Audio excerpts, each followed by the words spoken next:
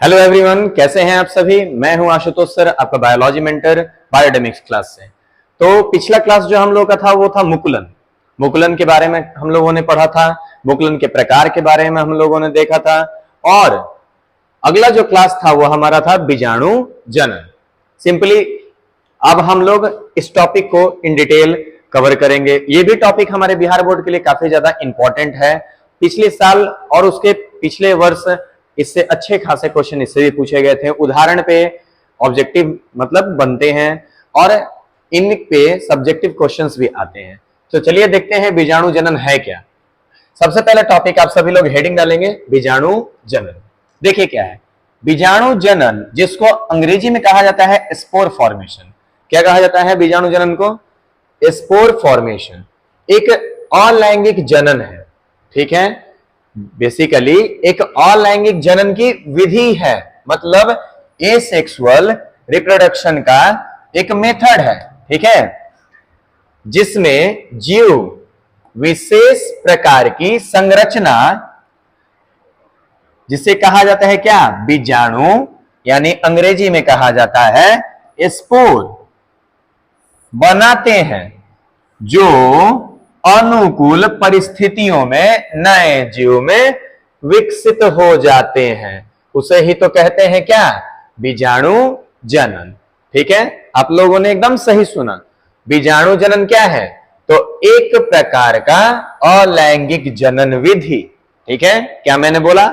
एक प्रकार का अलैंगिक जनन विधि जिसमें नए जीव या जिसमें जीव विशेष प्रकार की संरचना, जिसे कहते हैं क्या? बीजाणु, बनाते हैं जो अनुकूल परिस्थितियों में नए जीव में विकसित हो जाते हैं। ठीक है, आगे बढ़ते हैं। है अगला क्या? बीजाणु की विशेषताएं। अगला टॉपिक आप सभी लोग हेडिंग डालेंगे कि बीजाणु की विशेषता क्या है। तो सबसे पहले बीजाणु की विशेषता यह है कि ये एक कोशिकीय होते हैं। सबसे पहली विशेषता, ये जितने भी बीजाणु हैं ये सब एक कोशिकीय होते हैं, हल्के होते हैं, हवा में उड़ सकते हैं।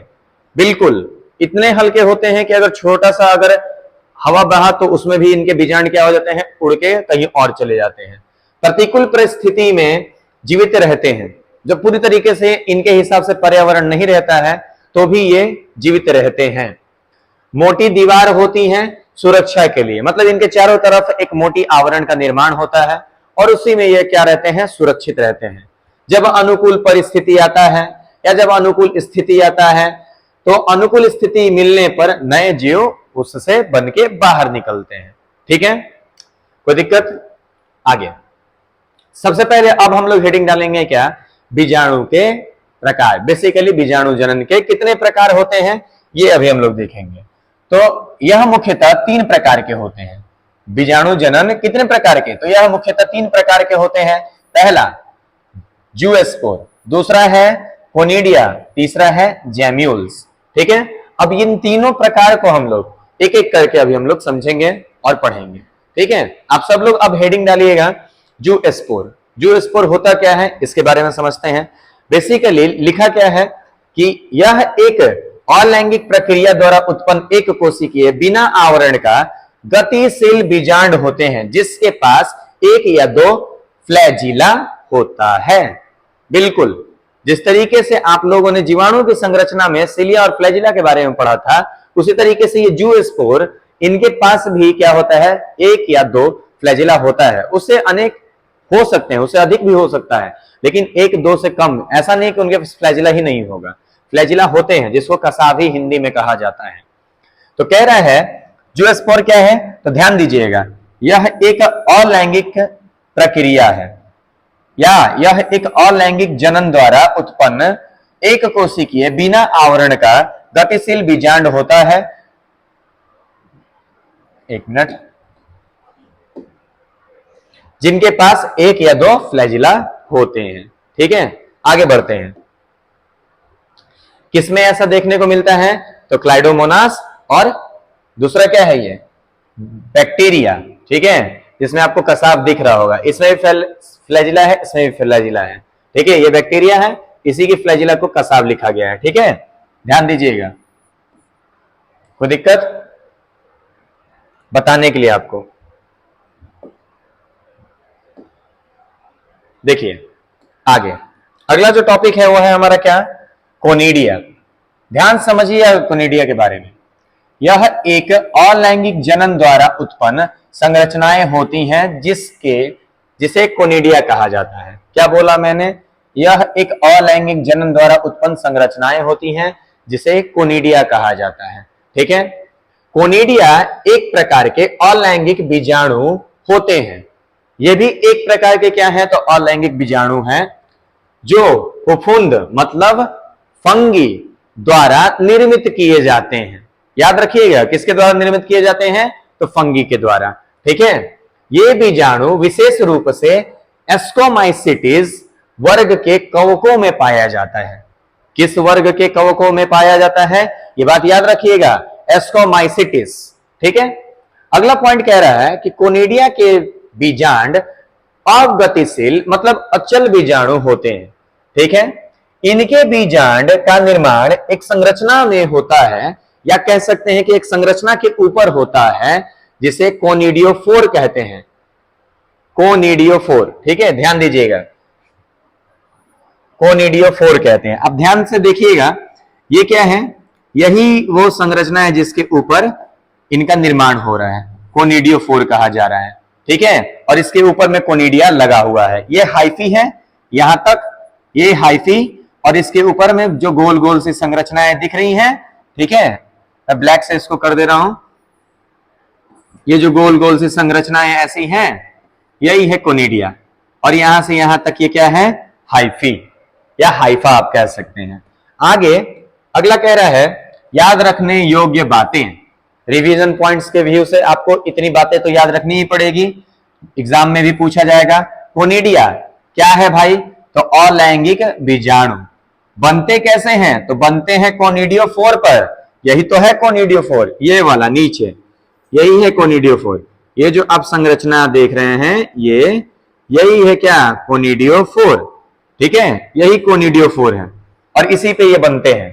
गति नहीं करते हैं, नॉन मोटाइल होते हैं, हवा द्वारा फैलते हैं। ये भी हवा द्वारा क्या हो जाते हैं, एक जगह से दूसरी जगह चले जाते हैं। मुख्य रूप से एस्कोमाइसिटिस में पाया जाता है। ठीक है, अभी मैंने ऊपर में ही आपको बताया कि ये किस वर्ग के कवकों में पाया जाता है, तो ये एस्कोमाइसिटिस के वर्ग के कवकों में पाया जाता है। ठीक है, यहां तक कोई दिक्कत अगर होगा तो आप बेझिझक बताएंगे। आगे बढ़ते हैं हम लोग। देखिए अगला जो हमारा टॉपिक है वो क्या है, जैम्यूल्स। आप अगला टॉपिक हेडिंग डाल लीजिए, जैम्यूल्स। ठीक है, सबसे पहले जैम्यूल्स के बारे में पढ़ेंगे। यह एक प्रकार की अलैंगिक प्रजनन की संरचना होती है जो स्पॉन्ज जैसे निचले जंतुओं में पाई जाती है। यह एक प्रकार की अलैंगिक प्रजनन संरचना है। ठीक है, क्या मैंने बोला, यह एक प्रकार का अलैंगिक प्रजनन संरचना है जो स्पॉन्ज जैसे निचले जंतुओं में पाई जाती है। यह अलैंगिक प्रजनन इकाई होती है या छोटी संरचनाओं में विकसित होती है। आप देख सकते हैं ये स्पॉन्ज है, इसी में ये दिखता है, स्पॉन्ज में गैम्यूल्स। ठीक है, आप देख सकते हैं एनसीईआरटी में ऐसा संरचना बना हुआ होगा, इसके अंदर में ये छोटे छोटे से ये जो संरचनाएं हैं, इसी से नए जीव की निर्माण होता है। ठीक है, नए जीव इसी से निर्मित होते हैं। याद रखने योग्य तथ्य क्या है, तो आप ध्यान दीजिएगा, जैम्यूल्स, ठीक है, स्पॉन्ज का बीजाणु जैसा संरचना है। यह आंतरिक कली होती है, मतलब इनके अंदर में छोटी छोटी सी कलियों का निर्माण होता है, और उसी से क्या होते हैं, तो नए जीव विकसित हो जाते हैं। जब प्रतिकूल परिस्थिति होता है तब इनका निर्माण होता है। ठीक है, अनुकूल परिस्थितियों में ये नए जीव बनाती हैं। ठीक है, प्रतिकूल परिस्थितियों में इनमें ये बनेंगे, और जब आएगा क्या, अनुकूल परिस्थिति, तो नए जीव में निर्मित हो जाएंगे। ठीक है, तो ये जैम्यूल्स के बारे में था। ठीक, आगे बढ़ते हैं। अगला जो टॉपिक है हमारा वो अलैंगिक जनन का लास्ट प्रकार है। ठीक है, सबसे अंतिम प्रकार जो है वो यही है क्या, तो कायिक जनन, जिसे हम अंग्रेजी में कहते हैं क्या, वेजिटेटिव प्रोपगेशन। इसे वनस्पति प्रसार भी कहते हैं। क्या कहा जाता है, तो इसे वनस्पति प्रसार कहा जाता है। वनस्पति प्रजनन एक अलैंगिक जनन प्रक्रिया है। बेसिकली आप कह सकते हैं अलैंगिक प्रक्रिया है, जिसमें पौधे के कुछ भाग जैसे तना, पत्ती या जड़, ठीक है, इन तीनों में से किसी का भी आप उपयोग करके नए पौधे निर्मित कर सकते हैं। मतलब एक तरीके का ये अलैंगिक प्रजनन प्रक्रिया तो है, जिसमें क्या किया जाता है, पौधे के कुछ भाग जैसे तना, पत्ती या फिर जड़ को लेकर नए पौधे उत्पन्न कराए जाते हैं। ठीक है, बेसिकली अगर देखा जाए तो यह उच्च एंजियोस्पर्म मतलब पुष्पी पादपों में बहुत आम प्रक्रिया है। उनमें आप ये बहुत अच्छे से और आसानी पूर्वक आप करा सकते हैं। एंजियोस्पर्म का नाम आप लोगों ने सुना होगा। जितने भी इस धरती पे पुष्पी पादप हैं वो सब एंजियोस्पर्म हैं। मैंने क्या बोला? जितने भी इस धरती पे पुष्पी पादप हैं वो सब एंजियोस्पर्म हैं। इसी पे तो हम अगला चैप्टर है, पुष्पी पादपों में लैंगिक जनन।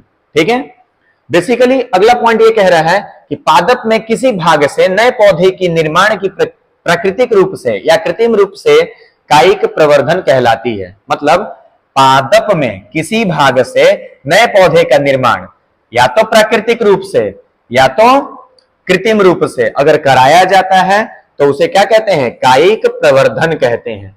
दूसरा, इसी का एक लाइन लिखा हुआ है नीचे में, क्या? वह जनन प्रक्रिया जिसमें नए पादपों की उत्पत्ति, मैंने क्या बोला? वह जनन प्रक्रिया जिसमें नए पादपों की उत्पत्ति बीज के अतिरिक्त अनेक या अनेकों इकाई, ध्यान दीजिएगा, बीज के अतिरिक्त अनेकों इकाई भागों के द्वारा किया जाता है, उसे कहते हैं कायिक क्या? जनन। उसे ही कायिक जनन कहा जाता है। कोई दिक्कत? ये आपके लिए इंपॉर्टेंट टॉपिक था। आगे बढ़ते हैं हम लोग। देखिए, ये है एक पौधा जिसे कहा जाता है ब्रायोफाइलम। बेसिकली ये ब्रायोफाइलम का लीफ है। जब ये मिट्टियों पे गिर जाता है टूट के, तो इनके पत्ते जो हैं नए पौधे का निर्माण कर लेते हैं। आप देख सकते हैं ये यहां पे ऐसी ऐसी क्या इसमें जड़ निर्मित हो रही है। ठीक है, और ये जड़ से क्या होंगे? नए पौधे विकसित हो जाएंगे। ठीक है, यही फिर पौधे को आप अलग कर देंगे तो क्या होगा? एक नया ब्रायोफाइलम का पौधा तैयार हो जाएगा। आप ऊपर देख सकते हैं यहाँ पे ये एक ईख है। इस ईख के इस हर एक नोड से आप इसको काट के इसको मिट्टियों में आप लगा दीजिए, इनसे भी नए पौधे विकसित हो जाएंगे। तो यहाँ पे हम तना का उपयोग किए, तना का प्रयोग करके नए पौधे विकसित करा लिए। ठीक है, यहाँ पे पत्ते का उपयोग करके नए पौधा हम क्या कर लिए? प्राप्त कर लिए। और ये आलू है। आप आलू में इस तरीके का छोटा छोटा सा आप इनका आंख देख रहे होंगे, जिसे बेसिकली हम इसे कहते हैं क्या? आई बर्ड। इससे नए पौधे विकसित हो जाते हैं। ठीक है, तो हम यहाँ क्या किए? बिना बीज के पौधे के ही भाग से, ठीक है, हम नए पौधे प्राप्त कर लिए। ठीक है, यही है कायिक प्रवर्धन या कायिक जनन। बेसिकली कायिक प्रवर्धन मुख्यतः दो प्रकार के होते हैं। अगला आप हम लोग हेडिंग डालेंगे क्या? कायिक प्रवर्धन या कायिक जनन के प्रकार। तो यह मुख्यतः दो प्रकार के होते हैं। कितने प्रकार के होते हैं? तो यह मुख्यतः दो प्रकार के होते हैं। कौन कौन से? प्राकृतिक कायिक जनन और दूसरा कृत्रिम कायिक जनन। एक प्राकृतिक और दूसरा क्या? कृत्रिम।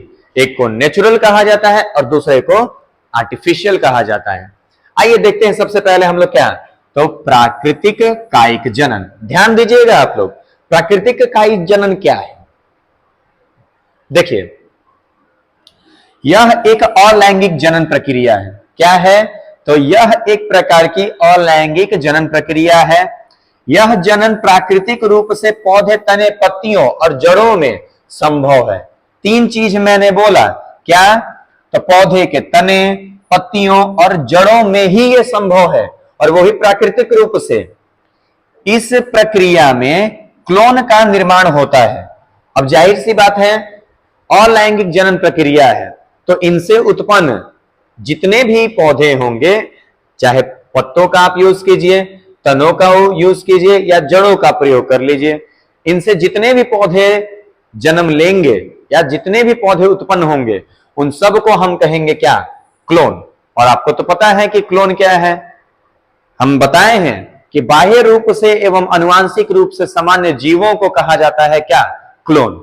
ठीक है, बाह्य रूप से एवं अनुवांशिक रूप से सामान्य जीवों को क्या कहा जाता है? क्लोन कहा जाता है। अगला कह रहा है कि पादप के किसी भाग से नए पौधे का निर्माण प्राकृतिक रूप से कायिक जनन कहलाती है। वो भी कौन सी कायिक जनन?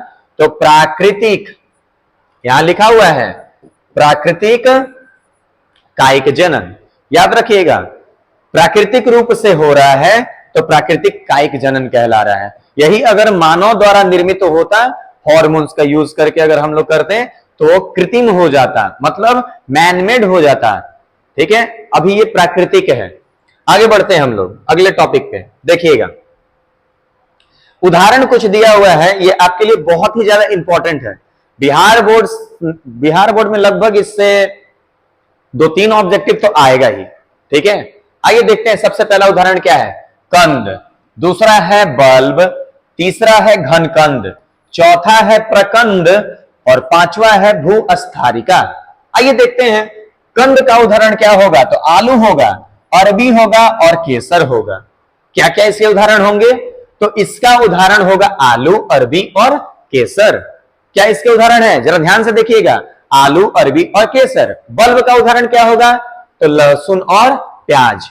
आप प्याज के नीचे में आप देखे होंगे छोटा सा जहां से वो रूट निकलता है, वही कहला रहा है भाग बल्ब। ठीक है, उसके बाद घनकंद का उदाहरण क्या है? जमीन कंद। ठीक है, प्रकंद का उदाहरण क्या है? तो हल्दी और अदरक। और उसी तरीके से भूअस्थारिका का उदाहरण है क्या? पुदीना और घास, यानी मिंट का पौधा और खुद क्या? घास इसका उदाहरण है भूअस्थारिका का। ये याद रखिएगा, ये आपके लिए बहुत ही ज्यादा इंपॉर्टेंट है बिहार बोर्ड के ऑब्जेक्टिव के लिए। आगे बढ़िए, अब बहुत ही अच्छा एक टॉपिक हमारा शुरू होने जा रहा है जिसे हम कहते हैं क्या? Terror of Bengal. Water hyacinth को ही कहा जाता है टेरर ऑफ बंगाल। आपको पता होगा इसे हिंदी में कहा जाता है क्या? बंगाल का आतंक। नाम से ही पता चल रहा है कि ये आतंक तो मचाया होगा, लेकिन ये कैसे आतंक मचा सकता है? आतंक तो मानव मचाते हैं, हम लोग तो नहीं मचाते हैं। हम लोग जैसा इंसान थोड़ी मचाएगा आतंक। जो थोड़ा सा कुछ एक्स्ट्रा ऑर्डिनरी लोग होते हैं वो आतंक मचाते हैं। तो ये तो पौधा है, ये कैसे आतंक मचा सकता है? आइए देखा जाए इसके बारे में। सबसे पहला पॉइंट क्या कह रहा है, जरा सुनिएगा ध्यान से। देखिए, कह रहा है जलकुंभी को बंगाल का आतंक कहा जाता है। बिल्कुल आपने सही सुना, इसी जलकुंभी को तो अंग्रेजी में कहा जाता है वाटर हायसिंथ। क्या कहा जाता है? Water hyacinth. जलकुंभी को बंगाल का आतंक कहा जाता है। यह जलीय खरपतवार होते हैं। क्या होते हैं? तो यह जलीय खरपतवार है, मतलब घास फूस है ये। इसे बंगाल का आतंक कहा जाता है क्योंकि यह पौधे जल की ऑक्सीजन को अवशोषित कर लेते हैं तथा यह पौधे कायिक प्रवर्धन द्वारा बहुत तेजी से जल में फैल जाते हैं। हाँ भाई, बहुत ही ज्यादा घातक है। यह पौधा एक बार अगर पानी में फैल गया तो सारा ऑक्सीजन वहां से क्या कर लेगा? अवशोषित कर लेगा। और जल में जितने भी जीव होंगे वो सब बिना ऑक्सीजन के क्या होने लगेंगे? मरने लगेंगे। तो इसीलिए कहा जा रहा है इसे बंगाल का आतंक। जरा ध्यान दीजिएगा, इसके विस्तार को रोका नहीं जा सकता है। अगर एक बार ये अगर फैलना शुरू हुआ तो फिर पूरे पानी में फैलेगा। इस पौधे के कारण जलीय जीव एवं पादप की मृत्यु हो जाती है, इसलिए इसे बंगाल का आतंक कहते हैं। ये आपका भारत का पौधा नहीं है, इसको भारत में लाया गया था। जैसे हमारे यहाँ बहुत सारे ऐसे लोग हैं, अगर किसी के घर अगर जाएंगे, उनके यहाँ अगर कुछ पुष्प अगर देख लिए तो उस पुष्प को वो तोड़ना चाहते हैं, तोड़ के वो चाहते हैं कि अपने घर लेके चले जाए पॉकेट में रख के। कुछ ऐसा इसके साथ भी हुआ। कुछ लोग बाहर जब गए तो वहां पे ये इतना सुंदर उनको वो दिखा भारतीय को कि ये बस केवल तोड़ के लाके ये लगाने का कोशिश की, इससे ज्यादा नहीं। इसके सुंदर पुष्प और पत्तों के कारण इसको भारत में लाया गया था। और ये थोड़ी पता था जो लोग ला रहे थे कि भाई ये आगे जाके ये बंगाल के आतंक से नाम से जाना जाएगा। ये इतना ज्यादा इन्वेसिव वीड है, इतना ज्यादा ये घातक है कि किसी पानी में अगर ये फैल गया तो वहां का जलीय जीव तो खत्म होना ही है, निश्चित है कि वो खत्म हो जाएंगे। तो इसे भारत में क्यों लाया गया? तो इसे भारत में आकर्षित पुष्प और पत्तों के लिए लाया गया था। कोई पूछेगा, जवाब दे दीजिएगा। क्यों बंगाल का आतंक कहते हैं? जवाब यहां है, इस पौधे के कारण जलीय जीव एवं पादप की मृत्यु हो जाती है, इसलिए इसे बंगाल का आतंक कहते हैं। लेकिन इसको बताने के लिए आपको ये लाइन और ये लाइन बताना जरूरी है, क्योंकि ये ऑक्सीजन को क्या कर लेता है? अपने अंदर अवशोषित कर लेता है। तो पानी में ऑक्सीजन रहेगा नहीं तो कहां से जलीय जीव रहेंगे? ठीक है, आगे बढ़ते हैं हम लोग।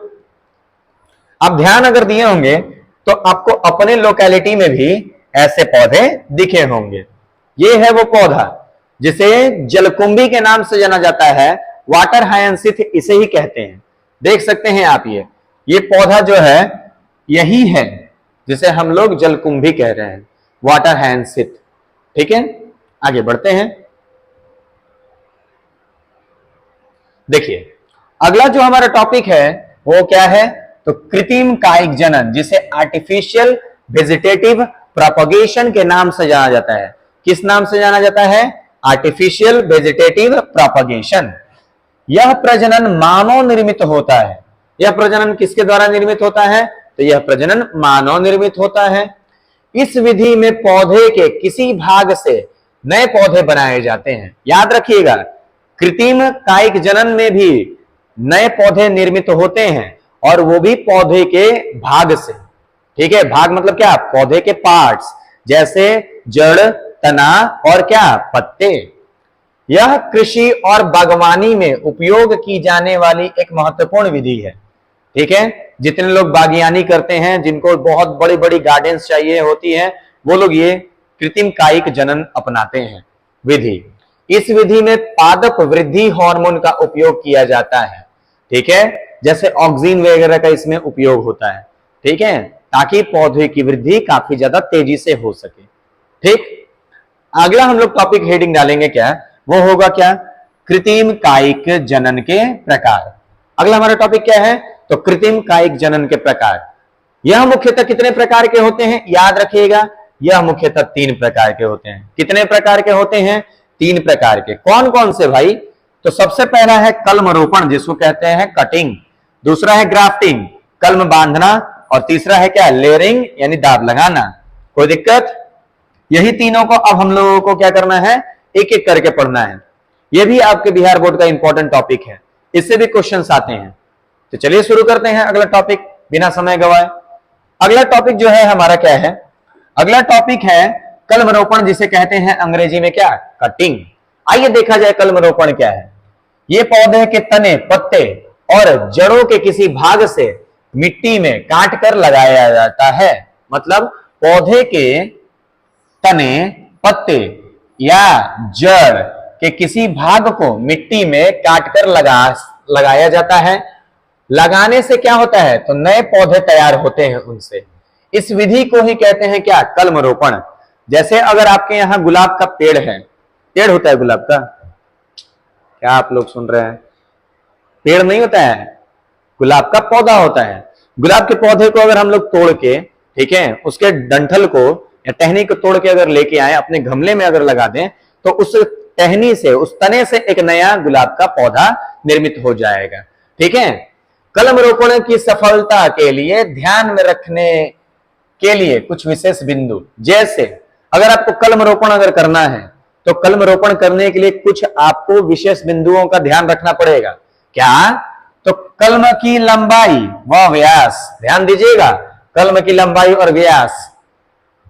दूसरा, मौसम, ज्यादा आप मोटा कलम मत ले लीजिएगा, पतला।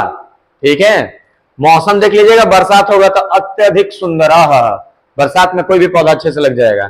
पादपों के प्रकार और पौधों की आयु, ज्यादा बूढ़ा पौधा मत ले लीजिएगा, नया पौधा लीजिएगा, अच्छा रहेगा।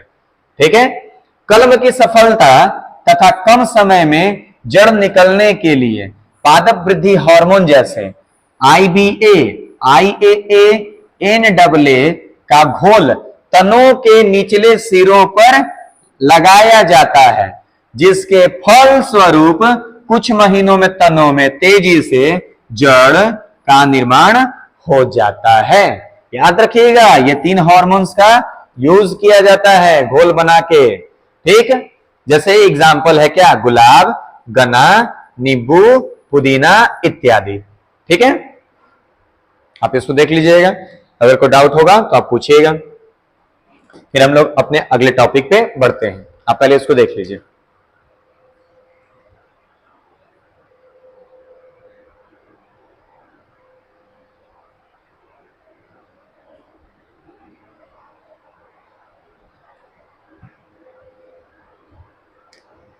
आइए आगे बढ़ते हैं। अगला हमारा टॉपिक है क्या, लेयरिंग। अगला हमारा टॉपिक लेयरिंग है, जिसको कहा जाता है क्या, दाब लगाना। ध्यान से सुनिएगा इसके बारे में। इस विधि का उपयोग उन पादपों के लिए किया जाता है जिनकी शाखाएं लंबी व लचीली होती हैं। क्या आपने सुना, इस विधि का उपयोग उन पादपों के लिए किया जाता है जिनकी शाखाएं लंबी व लचीली होती हैं। इस विधि में पौधे की शाखा, ठीक है, इस विधि में क्या कह रहा है, इस विधि में पौधों की एक शाखा को नीचे झुकाकर मिट्टी में दबा दिया जाता है, जबकि वो पौधे के तने जो हैं उसी पौधे से जुड़ी रहती हैं। कुछ समय के बाद जड़ का निर्माण होता है और वहां से नए पौधे की उत्पत्ति होती है। मतलब मान लीजिए ये एक पौधा है, इसके ये टहनी है, इस टहनी को क्या किया जाता है, झुका के मिट्टी में दबा दिया जाता है। कुछ समय के बाद इसमें क्या होता है, तो जड़ का निर्माण होता है। अब जब जड़ का निर्माण हो जाएगा तो फिर इसको हम लोग काट कर क्या करेंगे, अलग कर लेंगे। अब यहां से ये जो है अलग हो गए और यहां से ये जो है अब एक नए पादप में विकसित हो गए। ठीक है, 2 नए पौधे बन गए। यही तो है लेयरिंग, जिसको कहते हैं क्या, दाब लगाना। बाद में उस पौधे को क्या करते हैं, पृथक करके प्रवर्धन कराया जाता है। उसी विधि को क्या कहते हैं, लेयरिंग कहते हैं। अब पृथक कर देंगे, अलग कर देंगे, जब उसमें जड़ निर्मित हो जाएगा तो उसी प्रक्रिया को कहते हैं क्या, उसी विधि को लेयरिंग कहते हैं। किसमें संभव है, तो चमेली के पौधे में। दूसरा स्ट्रॉबेरी, अमरूद, इन सब में क्या है, ये संभव है, इन सब में कराया जा सकता है। लेयरिंग के प्रकार होते हैं। अगला आप टॉपिक हेडिंग कर लीजिएगा क्या, लेयरिंग के प्रकार। अगला हमारा टॉपिक शुरू होने जा रहा है क्या, लेयरिंग के प्रकार। यह मुख्यतः 2 प्रकार के होते हैं। कितने प्रकार के होते हैं, तो मुख्यतः 2 प्रकार के होते हैं। भूमि की सतह पर दाब लगाना और वायु में दाब लगाना। भूमि की सतह पर दाब लगाना को अंग्रेजी में कहते हैं ग्राउंड लेयरिंग, और वायु में दाब लगाने का मतलब क्या होता है, एयर लेयरिंग। कोई दिक्कत? आइए इस टॉपिक को आगे और बढ़ाते हैं। देखिए, भूमि की सतह पर दाब लगाना क्या होता है, इस विधि में पादपों की शाखाओं को मिट्टी में लगाया जाता है और मिट्टी की पतली परत से दबा दिया जाता है। इसमें वृद्धिशील शाखाएं पर जड़ उत्पन्न हो जाते हैं और कुछ दिनों के बाद शाखा को जनक पादप से पृथक कर नए पादप प्राप्त कर लेते हैं। मतलब कि जो पादप है, ठीक है, उस पादप की शाखा को हम लोग क्या करते हैं, थोड़ा सा मिट्टी में झुकाकर मिट्टी की पतली परत उस पर चढ़ा देते हैं। पानी वगैरह डाल दीजिएगा, कुछ दिनों बाद उस टहनी से एक जड़ निकल जाएगा। फिर आप उसको पृथक करके अलग गमले में लगा दीजिएगा, नए पादप की उत्पत्ति हो गई। पादप से पृथक कर नए पादप प्राप्त कर लेते हैं। मैंने तो वही बोला, पादप से पृथक करके फिर क्या कर लेते हैं, नए पादप प्राप्त कर लेते हैं। चमेली, स्ट्रॉबेरी, रसबेरी और मकूर, इन सब में यही होता है। आइए आगे देखते हैं। वायु में दाब लगाना। किसमें दाब लगाना, वायु में। आइए देखते हैं। इस विधि का प्रयोग ज्यादातर झाड़ियों तथा वृक्षों में किया जाता है जिनकी शाखाएं भूमि की सतह के समीप नहीं होती है। ठीक है,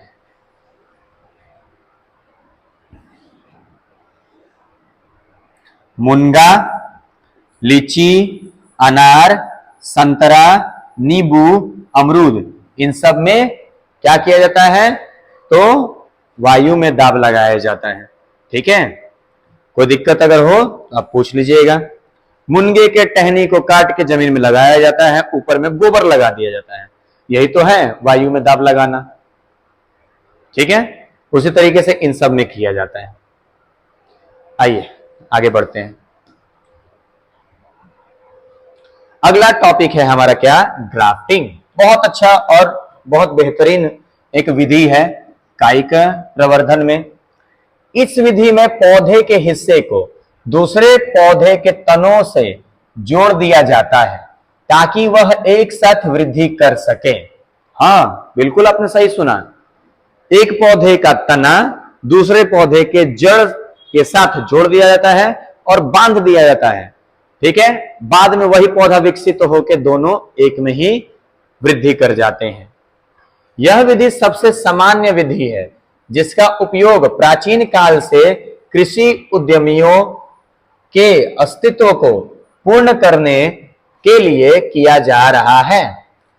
यह विधि ऐसे द्विबीजपत्री पादपों के मध्य किया जाता है जिनकी जाइलम और फ्लोएम उपस्थित होती है, जिनमें जाइलम और फ्लोएम क्या होता है? उपस्थित होता है। देखिए क्या कह रहे हैं, नोट, निचला जड़ युक्त आधारी भाग स्टॉक कहलाता है। ये वाला क्या कहलाता है? तो स्टॉक कहलाता है। ठीक है, जबकि उत्तम किस्म की फल फूल युक्त शाखा की ऊपरी भाग को सियोन कहते हैं। ये वाला क्या है? सियोन है। ठीक है, सायोन। कोई दिक्कत? स्टॉक हमेशा जंगली जातियों का होता है, याद रखिएगा, स्टॉक हमेशा जंगली जातियों का होता है। एग्जाम्पल, दशहरी आम, नवल संतरा, बीज रहित अंगूर व अमरूद। ये सब आप ऊपर लगाइएगा, लेकिन जड़ युक्त आधारी भाग हमेशा जंगली लीजिएगा, आपको बहुत अच्छा इनका उत्पादन देखने को मिलेगा। ठीक है, इसी पूरे विधि को कहते हैं क्या? ग्राफ्टिंग। कोई दिक्कत? अगला, कायिक प्रवर्धन के लाभ। बिहार बोर्ड का बहुत इंपॉर्टेंट अच्छा और टॉपिक है, सब्जेक्टिव। क्या है? देखिए, पहला लाभ क्या कहता है, ध्यान दीजिए। तेजी से नए पौधे विकसित होते हैं। ठीक है, तेजी से क्या होते हैं? तो नए पौधे विकसित होते हैं। नए पौधे पैतृक के सामान्य होते हैं जिससे उनके अच्छे गुण संरक्षित होते हैं। यह विधि उन पौधों का प्रजनन संभव कराती है जो बीमारी से ग्रसित होते हैं और इवन बीज रहित होते हैं, बिना बीज के। यह पौधे धीरे धीरे वातावरण में अनुरूप ढल जाते हैं। ठीक है, अब ये पौधे क्या हो जाते हैं? वातावरण के अनुकूल ढल भी जाते हैं। यही प्रक्रिया सूक्ष्म प्रवर्धन भी कहलाती है। ठीक है, अब है क्या सूक्ष्म प्रवर्धन? सूक्ष्म प्रवर्धन की लाभ क्या है? तो आप जरा सुन लीजिएगा। सूक्ष्म प्रवर्धन क्या है? जब किसी भी पादप के किसी भी भाग से उनकी छोटी सी कोशिका से नए पौधे विकसित कराए जाते हैं, उसे सूक्ष्म प्रवर्धन कहते हैं। ठीक है, सूक्ष्म प्रवर्धन के लाभ क्या है? तो कम समय में हजारों पौधे विकसित किए जाते हैं। इस तकनीक से पौधे बीमारियों से मुक्त होते हैं। इस तकनीक से उत्पादित पौधे किसी भी मौसम में लगाए जा सकते हैं। इस तकनीक से किसानों के लिए काफी ज्यादा लाभदायक होता है। यह तकनीक काफी ज्यादा किसानों के लिए क्या होता है? लाभदायक होता है, आप याद रखिएगा। ठीक है, आगे बढ़ते हैं। सबसे पहला अब हमारा टॉपिक जो है शुरू होने जा रहा है क्या? लैंगिक प्रजनन, जिसे हम लोग लैंगिक जनन भी कहते हैं। और लैंगिक जनन हमारा समाप्त हुआ, अब हमारा टॉपिक शुरू हो रहा है क्या? लैंगिक जनन। देखा जाए लैंगिक जनन क्या है। वह जनन विधि जिसमें दो जनक की यानी नर और मादा की आवश्यकता होती है। हाँ, नर और मादा की आवश्यकता होती है। नर से प्राप्त होता है क्या? शुक्राणु, मादा से अंडाणु, और इन दोनों में जब निषेचन होता है तो निषेचन के फल स्वरूप क्या बनता है, तो जाइगोट बनता है। याद रखिएगा, इसमें युग्मक का निर्माण होता है। ठीक है, नर युग्मक शुक्राणु और मादा युग्मक अंडाणु होते हैं।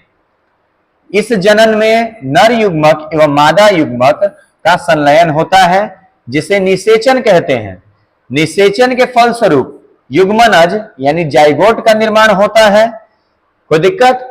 बिल्कुल सही कह रहा है। शुक्राणु और अंडाणु जब आपस में निषेचित होते हैं तो उसके फल स्वरूप एक संरचना का निर्माण होता है, जिसे कहा जाता है क्या, जाइगोट।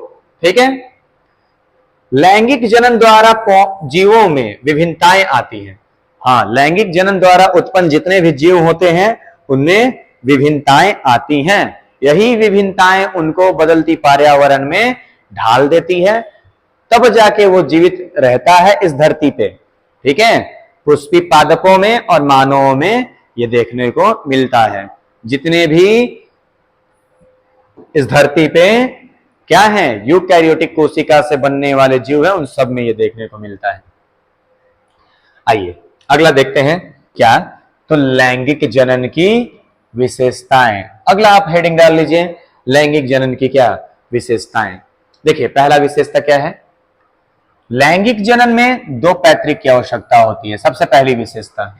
दूसरा क्या कह रहा है, लैंगिक जनन से उत्पन्न जीवों में विभिन्नताएं होती हैं।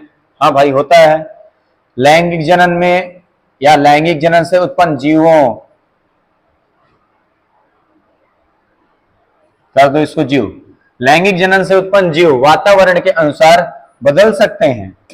लैंगिक जनन से उत्पन्न जीवों में अधिक ऊर्जा और संसाधन होती है, बीमारियों से लड़ने की क्षमता भी होती है। यह है क्या, विशेषताएं।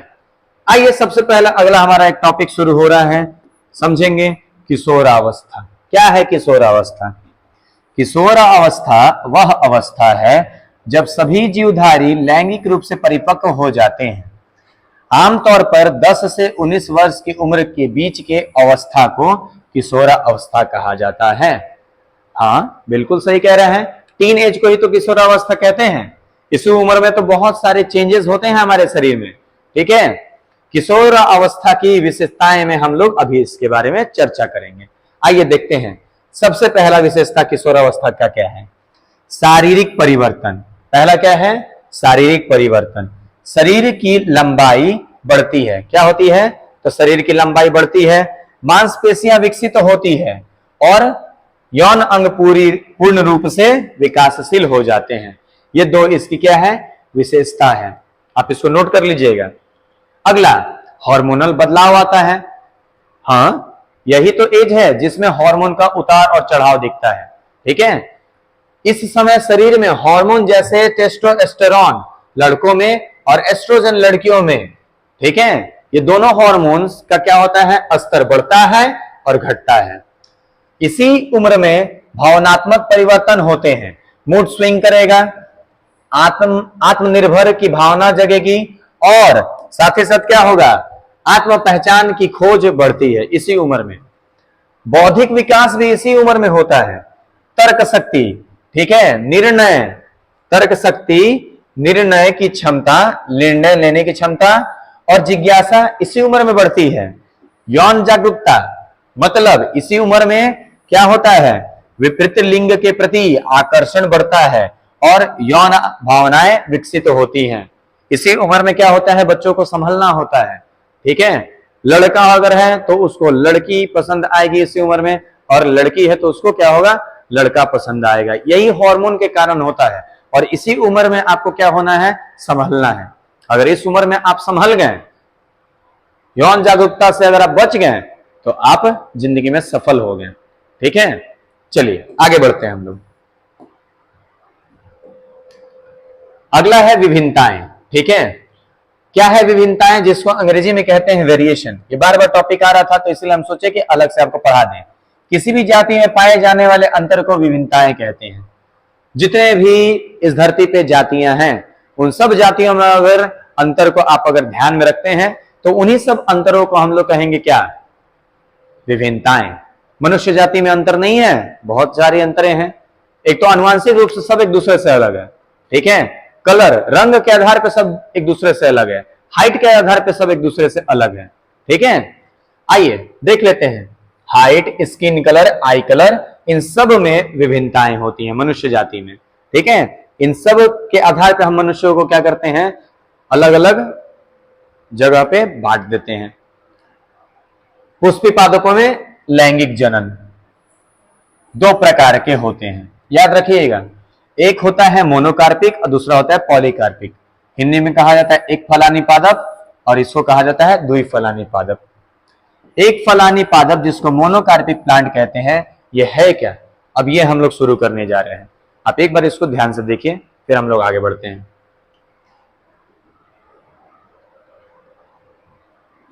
ऐसे पौधे जो अपने जीवन काल में एक बार पुष्प धारण करते हैं और पुष्प धारण के पश्चात यह फल उत्पन्न करते हैं और फिर मृत्यु प्राप्त कर लेते हैं, ऐसे पादप को एक फलानी पादप कहा जाता है।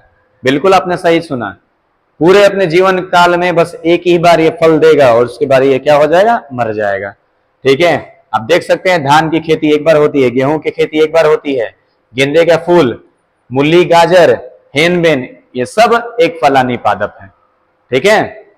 अगला आते हैं हम लोग टॉपिक पे, क्या है, मुख्य विशेषताएं। ध्यान दीजिएगा, यह पौधे केवल एक बार फलन करते हैं, मतलब इनमें फ्रूटिफिकेशन यानी फल उत्पन्न करने की क्षमताएं पूरे जीवन काल में बस एक बार होती हैं। फल और बीज बनने के बाद ये पौधे अपने जीवन का अंत कर लेते हैं। ये सामान्यतः वार्षिक या द्विवार्षिक पौधे होते हैं, मतलब एनुअल और बाइनियल प्लांट होते हैं, ठीक है। पूरे वर्ष में एक बार या तो दो बार ही ये खिलेंगे। जैसे बटा गया है, इधर श्रेणी लिखा है और इधर उसके उदाहरण। पहला है वार्षिक और दूसरा है द्विवार्षिक और तीसरा है बहुवार्षिक। ध्यान दीजिए, वार्षिक का उदाहरण है क्या, गेहूं, पूरे वर्ष में बस एक ही बार ये इसकी खेती की जाती है। मक्का, चावल और सरसों, ठीक है। द्विवार्षिक में उदाहरण दिया है गाजर, मूली, वर्ष में दो बार। और बहुवार्षिक मतलब क्या, बांस और केला, अगेव, ये एक्सेप्शन है, ठीक है, रेयर मोनोकार्पिक है ये। वार्षिक पौधे भी क्या होते हैं, मोनोकार्पिक होते हैं। तो कौन, बांस और केला, याद रखिएगा। आइए आगे बढ़ते हैं, ये विशेष बिंदु भूलिएगा मत, बिहार बोर्ड का इससे क्वेश्चन आएगा। देखिए, कुछ बहुवर्षीय पौधे मोनोकार्पिक होते हैं, अभी जस्ट हम लोगों ने क्लास में पढ़ा। कुछ बांस की प्रजातियां 48 से 100 वर्ष तक कायिक अवस्था में रहती हैं तथा एक बार पुष्प एवं फल उत्पन्न करती हैं और मृत्यु प्राप्त कर लेती हैं, ठीक है, कोई दिक्कत। अगला जो हमारा टॉपिक शुरू होने जा रहा है वो है नीला कुरेंजी, ठीक है, इसी का टॉपिक है, मोनोकार्पिक प्लांट का ही। ध्यान दीजिएगा, यह पुष्पी पादप 12 वर्ष में एक बार फल उत्पन्न करते हैं। कितने वर्ष में, 12 वर्ष में एक बार फल उत्पन्न करते हैं। अंतिम बार इसमें पुष्प धारण सितंबर अक्टूबर 2006 के दौरान पुष्प उत्पन्न हुआ था, पुष्पन हुआ था, ठीक है, पुष्प उत्पन्न उसे ही कहते हैं। इसमें केरला, कर्नाटका एवं तमिलनाडु के पहाड़ी क्षेत्र में सुंदर नीले पुष्प के चादर से ढक लेती हैं, जिससे उस वर्ष वहां पर्यटकों का ज्यादा आगमन होता है। हाँ भाई, साउथ के ऐसे पहाड़ी जैसे कर्नाटका, केरला और तमिलनाडु की पहाड़ी क्षेत्र जो हैं, इन पुष्पों के कारण क्या हो जाती हैं, ढक जाती हैं, जिसको देखने के लिए बाहर से, विदेश से लोग इंडिया आते हैं देखने के लिए। इसको अनेकों पर्यटक यहाँ आते हैं और इसको देखते हैं और इसका फोटो क्लिक करते हैं, अपना फोटो क्लिक करते हैं और यहां से फिर जाते हैं। पूरे 12 वर्ष में एक बार आता है। 2006 में आया था, अब जोड़ के बताइए कि उसके बाद कब आया था और उसके बाद अब कब आएगा, ठीक है। 2006 में जोड़िए तो 12 और फिर उसके बाद उसमें 12 जोड़िएगा और बताइए मुझे कमेंट करके। तब तक हम लोग अगला अपना टॉपिक शुरू करते हैं, क्या, पॉलीकार्पिक पादप, ठीक है, बहुफलानी, एक फलानी, और ये क्या है अब, पॉलीकार्पिक पौधा। यह पौधे बहुवर्षीय होते हैं, याद रखिएगा, ना ही ये एनुअल होता है ना ही ये बाइनियल होता है। ये क्या होते हैं? ये बहुवर्षीय होते हैं। यह पौधे परिपक्व होने पर प्रत्येक वर्ष एक विशिष्ट मौसम में पुष्प उत्पन्न करते हैं। अगर ये एक बार परिपक्व हो गया तो जब इनका सीजन आएगा तो पुष्प उत्पन्न करेंगे। पॉलीकार्पिक पादप वे पौधे हैं जो अपने जीवन काल में कई बार फूल फल उत्पन्न करते हैं। हाँ, ये कई बार फल फूल उत्पन्न करते हैं। जैसे उदाहरण में देखा जाए तो आम, अंगूर, संतरा। ठीक है, इधर देखिए, वृक्ष आम, नारियल, सेब, और लता और झाड़ी का भी उदाहरण दिया है, अंगूर, गुलाब। ये बहुवर्षीय पौधे हैं। ठीक है, मतलब पॉलीकार्पिक प्लांट्स हैं। याद रखिएगा, यहां अलग से आपको उदाहरण दे दिया गया है, वो आपकी कॉपी में होगा भी। चलिए, तो अब हम अगला क्लास नेक्स्ट डे शुरू करेंगे। अच्छा क्लास यहीं तक, धन्यवाद।